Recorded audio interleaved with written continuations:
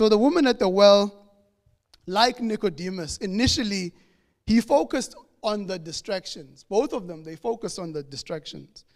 Nicodemus was caught up in the fascination of the theology of Jesus. I know you're a good teacher, right? The woman at the well, she wants to debate, where should we worship? You Jews worship there, we worship here. Where's the temple? The temple is... She's focusing on the distractions. But really what Jesus actually comes to do is he actually comes to focus on the real issue. The real issue is that we're broken, right? We can cover up with all these things, but really the issue that Jesus Christ comes to deal with is that we are broken. And he says to the woman, go call your husband, right? All along, this woman's discussion is really shifting away from the real issue. Go and call your husband. Because Jesus is not interested in debating religious sites or religious norms, but really he is interested in coming to give us living waters. He's coming to address our brokenness. So in the same way, it's very important that we also understand that when people resist the gospel, must pay very, very much careful attention to people who resist the gospel. We live in a generation now that is the most anti-gospel generation. But at the same time, we're also one of the most wicked generations that have ever lived. So pay very close attention when someone is debating God. When someone is fighting against God. Jesus never existed, right? You'll see people on social media standing on those things.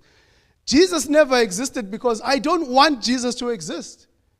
Because if Jesus existed, then Jesus begins to question and challenge my life. Jesus is saying something's wrong with me. And people don't like to hear that there's something wrong about them. So the easiest thing to do is to just say it doesn't exist. So we need to really pay careful attention to people who try and resist the gospel. I've always said that people do not reject the Bible because the Bible contradicts itself. But they reject the Bible because the Bible actually contradicts them. It contradicts their lives. And this is why people reject the gospel.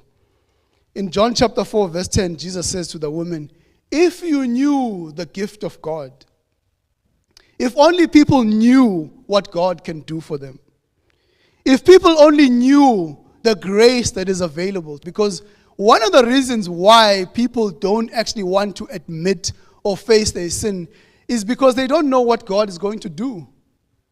But if they knew the gift of God, if they knew what Jesus can do for them, I believe that they would willingly confess their sin. They would willingly admit their brokenness. They would willingly come and drink of the well. But the problem is that they don't know. Right? They are ignorant of their ignorance. That's the problem. But if they knew what Jesus Christ could do for them, they would be coming to him and begging for water.